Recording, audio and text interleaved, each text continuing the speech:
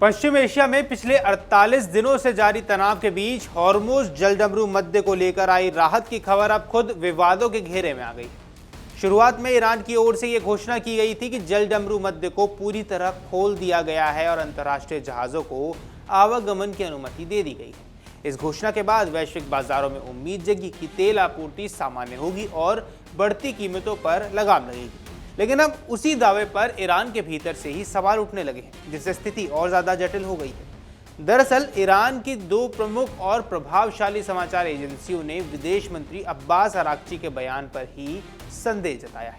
इन एजेंसियों का कहना है कि जलडमरू मध्य को खोलने का फैसला भी पूरी तरह स्पष्ट नहीं है और इस पर देश के शीर्ष नेतृत्व की आधिकारिक सहमति का अभाव दिख रहा है।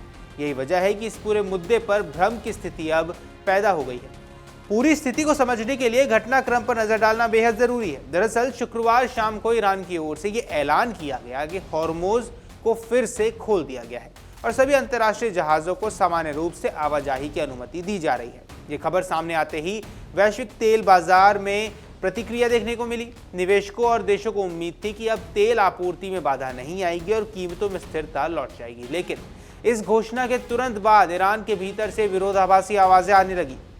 मीडिया रिपोर्ट्स की माने तो ईरान के रेवोल्यूशनरी गार्ड के करीब माने जाने वाले चैनल्स ने सोशल मीडिया पर पोस्ट करते हुए इस फैसले पर हैरानी जताई।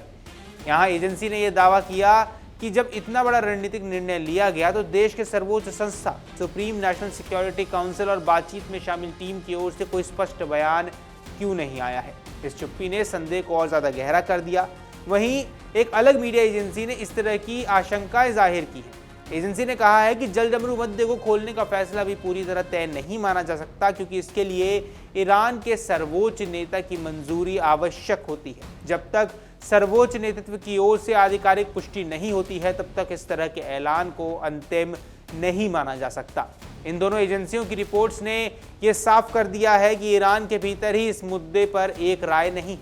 इस विवाद के बीच ईरान में नेतृत्व को लेकर भी अनिश्चितता बनी हुई है। रिपोर्ट्स की माने तो नए सर्वोच्च नेता मुस्तफा खामेनेई के स्वास्थ्य को लेकर भी अब कई सवाल उठ रहे हैं। कहा यह भी जा रहा है कि हालिया संघर्ष के दौरान उनके घायल होने की खबरें सामने आई थी। हालांकि इसकी आधिकारिक पुष्टि नहीं हुई है, लेकिन इन अटकलों ने देश के सत्ता ढांचे को लेकर असमंजस की स्थिति पैदा की है।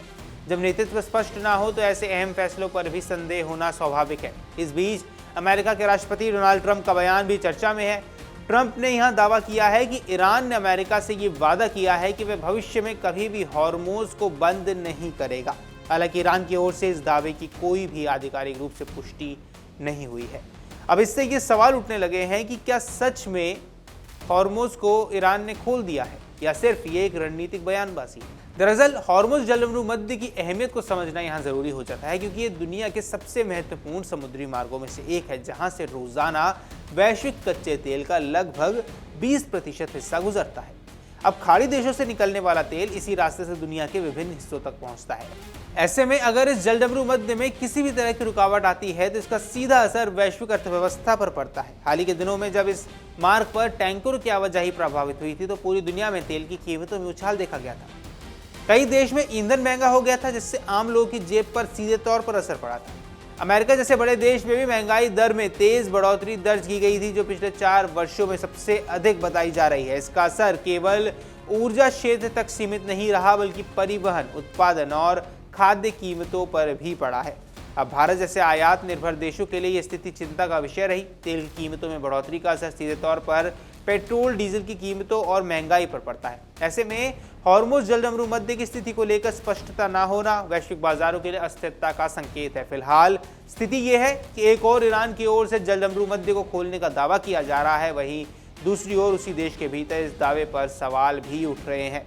अंतर्राष्ट्रीय स्तर पर भी इस मुद्दे को लेकर भ्रम बना हुआ है। तेल कंपनियां और व्यापारिक जहाज अभी भी सतर्कता बरत रहे हैं और पूरी तरह सामान्य स्थिति का इंतजार कर रहे हैं। अब आने वाले दिनों में ये देखना महत्वपूर्ण रहने वाला है कि ईरान आधिकारिक रूप से क्या रुख अपनाता है और क्या सर्वोच्च नेतृत्व की ओर से कोई स्पष्ट बयान सामने आता है। इसके साथ ही अंतर्राष्ट्रीय समुदाय की प्रतिक्रिया भी यहाँ अहम होगी, क्योंकि इस जलडमरू मध्य की स्थिरता पूरे विश्व की आर्थिक सेहत से जुड़ी हुई है। कुल मिलाकर हॉर्मुज़ जलडमरू मध्य यानी कि स्ट्रेट ऑफ हॉर्मुज़ को लेकर स्थिति अभी भी पूरी तरह स्पष्ट नहीं हुई है। राहत की खबर जितनी तेजी से आई उतनी ही तेजी से उस पर बड़े सवाल भी खड़े हो गए। ऐसे में दुनिया की नजरें अब ईरान और उसके अगले कदमों पर टिकी हुई है, क्योंकि इस एक समुद्री रास्ते की स्थिति वैश्विक अर्थव्यवस्था की दिशा तय कर सकती है। अगर आप ये वीडियो YouTube पर देख रहे हैं तो हमारे चैनल को सब्सक्राइब कर बेल आइकन दबाएं और Facebook पर देख रहे हैं तो हमारे पेज को लाइक करें।